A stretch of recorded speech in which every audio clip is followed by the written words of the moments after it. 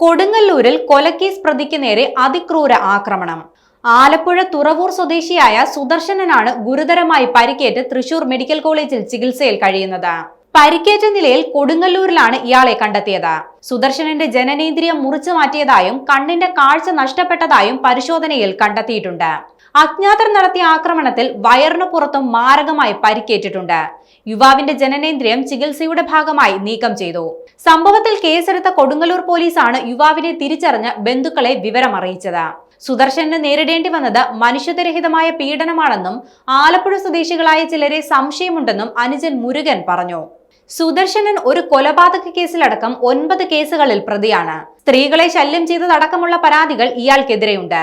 2013 Cherthala കുത്തിയതോടെ SDPI പ്രവർത്തകനായിരുന്ന Muneer കൊലപാതക കേസിലെ 1ഉം 2ഉം പ്രതികളാണ് സുദർശനനും സഹോദരൻ മുരുകനും.